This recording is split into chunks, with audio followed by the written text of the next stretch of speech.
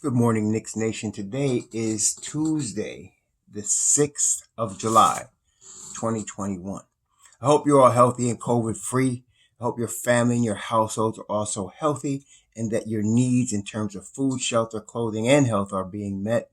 Blessings upon those that work in the healthcare field trying to save life, those picking up garbage for us to keep our places and our sidewalks clean, those that are making deliveries for us for our convenience, and double blessing upon those that are trying to deliver boys and girls, children, men and women from sex slave and sex trafficking and human trafficking operations. Curses upon those that support these industries. Finally, blessings upon the homeless. 600,000 people in the United States don't have a roof over their head. Blessings upon those trying to help and the millions around the world. Also, double blessings on the people themselves, for theirs is the kingdom. I wanted to bring up another option. I don't like surprises. Let me just put it to you that way. I like to be prepared. That's just me as a person. I like to be prepared as much as possible. My wife is always getting on me because I'm always thinking ahead, trying to be prepared, trying to prepare for the next step, even if it's years in advance. Having been burned so many times, that's why I do that. I'm also a natural analyst. I am a professional analyst by trade, and I get paid to analyze IT and software, but I'm also obviously do it for the Knicks as well. So those two things combined causes me to always try to look ahead and see what type of surprises, roadblocks, unexpected events might affect our Knicks. Now, many of us in Knicks Nation are hopeful of the signing or trading of one Lonzo Ball. Many of us are very high on Lonzo Ball and think that he would really provide the Knicks the missing piece they've been needing for many years at the point guard position. While Lonzo Ball is not my favorite choice, I can totally understand it, and I would not be crying or complaining if the Knicks did sign or trade for, which it would probably be a trade. It would be a sign and trade, which is what we're talking about today, which is why one of the reasons I brought this up. It would be a sign and trade for Lonzo Ball. As I mentioned regarding him before, I don't think Lonzo Ball is worth $20 million a year. Now, he's extension eligible. I think he's eligible for around $84, $88 million, somewhere in that vicinity.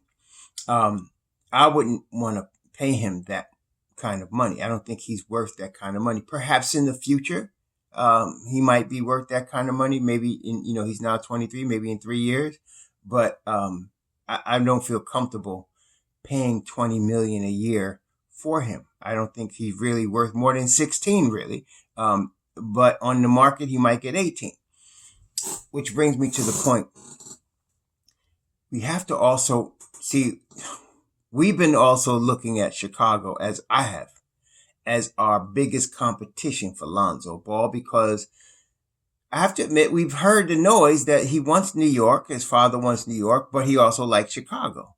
Now, how true that is or not, we don't know. It fits the character, certainly, of the Ball family to want, lights and splash and all of that, but especially his father. But that's what we've been hearing. At the end of the day, though, players want money too, and they want to win, right? They want to win and get paid. That would be, and not necessarily in that order. Okay, they want to get paid. Okay, so I would hope that the Knicks would not get I mentioned this before, get in a bidding war with Chicago or anybody else for Lonzo Ball. There are other options, as we mentioned. There's a myriad of options out there for us. We talked about Scary Terry and Devontae Graham as options. We talked about the possibility of Spencer Dinwiddie. We talked about the possibility. There's a lot of options out there as far as point guard free agents and restricted free agents are concerned. There's a lot of options. We talked about Kyle Lowry. Obviously, there's at least 5 or 6 options for the Knicks at point guard, okay, to get in this free agent market or restricted free agent market. But there's something I want to bring up. I'm not trying to start trouble, but again, I'm just trying to be prepared. New Orleans, David Griffin, the general manager of the New Orleans Pelicans, generally considered an intelligent man. He was general manager when they put together the teams around LeBron, when LeBron came to Cleveland. He's on the hot seat. He's on the hot seat. His job is on the line. He just fired Stan Van Gundy. Now, yeah, it was a good firing for Stan Van Gundy, although it would have been, now that he only had Stan for 1 year, it was a bad hire. But you hire a guy like a Van Gundy when you have a playoff team. Van Gundy's not the rebuild type of coach. Some coaches can do both, like Dwayne Casey, I believe, in Detroit. He can work in a rebuild and he can work, obviously, on a playoff team, as can Eric Spoelstra. Some coaches are better suited for teams that are playoff because they can do all of the playoff adjustments they need. They know the atmosphere. They're built for that playoff atmosphere and they're good in the playoffs. And some coaches are really good, like Kenny Atkinson, with developing a team. Well, Stan Van Gundy, he's really not in my view, a development coach. He's not a guy that's going to get a bunch of young kids and get them, bring them through to the next level. You give him a veteran team, and he works better. Sort of like his brother's like that too, Jeff. He's another guy like that. Not a development. Don't ask him to come in with a whole bunch of rookies. But if you got some vets, they'll be willing to work with him. Tim Thibodeau's a lot like that too. As we can see, he really wants to play vets. So anyway, the Pelicans were expecting to make noise to make the playoffs. Even though they were young, they had Brandon Ingram and Zion, they went and they got a veteran at the 5 and Steven Adams. They paid a lot of money for Steven Adams, and they were expecting to make a playoff run. Okay, they were expecting to make a playoff run. And they had like Eric Bledsoe. They had him as well. They were expecting, between those type of veterans, they were expecting to make a playoff run. Obviously, that did not happen. So now they have to make a decision, right? So they're over the cap. You're not a playoff team. They're over the cap. Well, they're barely not over the cap. They're close. They're like 100. They're like 15. They got like 15 million in cap space. But Lonzo Ball puts them, at or over the cap, right? But they got to make a move. Okay, they got to make a move because Griffin's going to lose his job if he doesn't make a splash. He has to do something. At the same time, we know the Philadelphia 76ers are also. Elton Brand is on the hot seat, right? He's made a whole bunch of moves since he became GM. And they were expecting, I think everybody knows, they were expecting to get to the finals. Okay, they're at that stage right now. They're expecting to get to the finals. They put the team together with that in mind. Obviously, that didn't work. They failed, right? So everybody and their mothers pointing at Ben Simmons. Okay.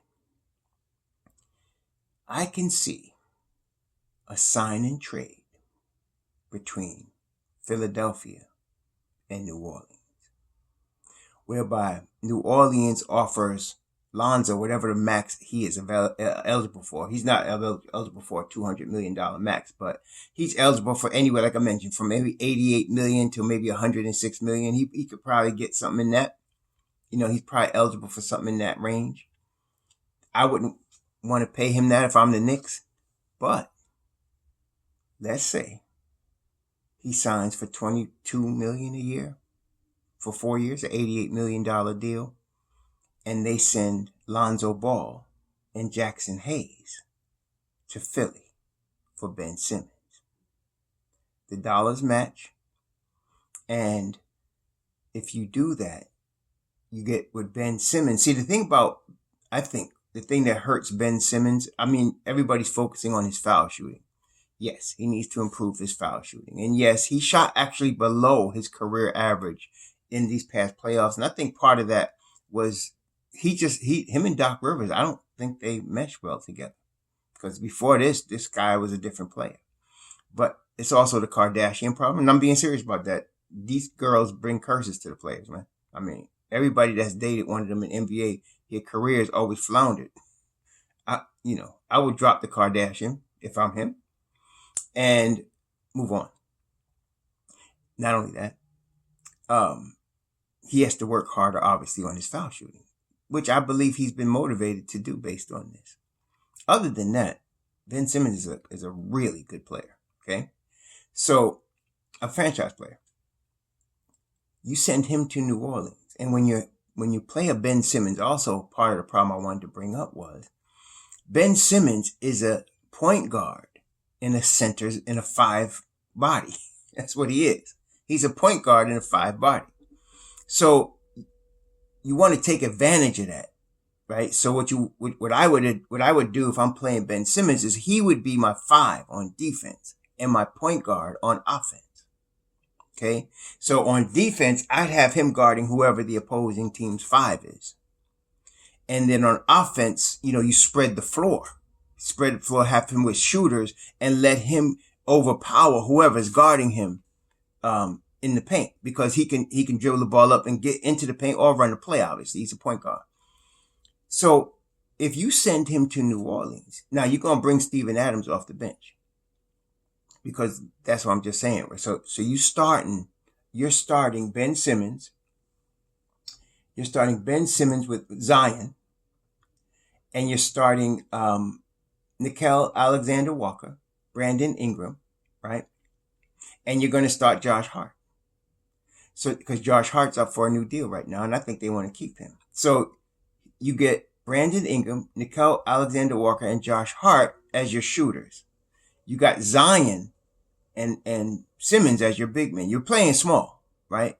But that's the best way to play with Simmons, right? Your second unit, you bring in Steven Adams, you Kyra Lewis's, right? In your second unit, you try to build up a second unit. Now, this is not a deep run playoff team, but I think they could make the playoffs in the West with that.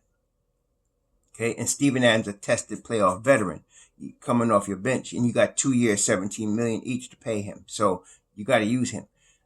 And he's a brute also. So you want him and Zion to interface with him, Zion, and Ben Simmons, to rotate. When you bring Ben Simmons out, you have Kyra Lewis or Eric Bledsoe. You still got a year of him as your point guard. You still got Nickeil Alexander-Walker. They're gonna need some more shooting guards, I think. I think they were hoping that they can keep the guy from Duke, but he didn't work out. So they ended up trading him. He's actually, I think he's finished. He doesn't have anything left. But anyway, watch that, because now you put on the other side, you put Lonzo Ball as the point guard in Philly. You got Jackson Hayes as his backup. So I know, but some say, why would they trade Jackson Hayes? This is the draft. Remember now, New Orleans got like 4 picks. They can get a Kai Jones. They could get a Bassie. They could get, a Brown from Texas.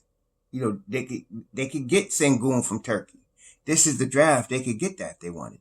Because they got their draft pick. They got the 10th pick. I think they got 3 picks in the second round. Okay? So they can get a guy. And then not only that, at 10, they could get a shooter if they wanted. If Moses Moody is there or Chris Bird is there, they could get a shooter, right? Because they got their picks. And this deal would not require picks, because Philly's getting Lonzo Ball and Jackson Hayes, who was a high pick for them when he was drafted 2 years ago. So they're getting that. They would have a really capable backup for Joel, aside from Howard, if Howard moves on to another team. And then you got a point guard that can shoot the 3 and, of course, distribute and play defense in Lonzo Ball. So watch that one, because that's a possibility. Like I said, both general managers are on the hot seat. They got to both make a splash. They got to make a move with this whole Simmons thing. And then, of course, in New Orleans, it's been a disaster. I mean, they just fired. They got to get a coach. I don't even know who they're going to put as their coach, but David Griffin's got to make a move.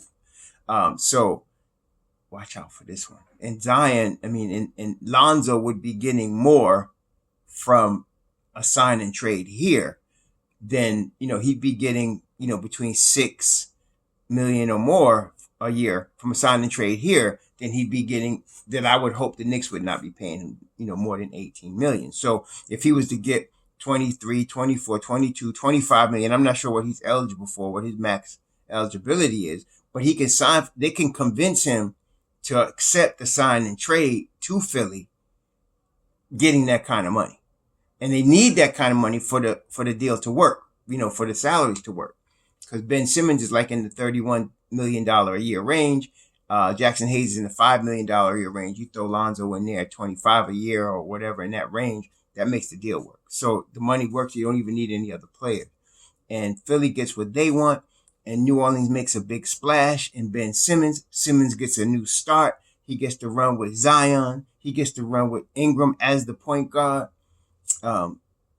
This could be interesting. So that's something I'm just watching. Because we're focused on Chicago, and we know Chicago likes ball, and they need a point guard.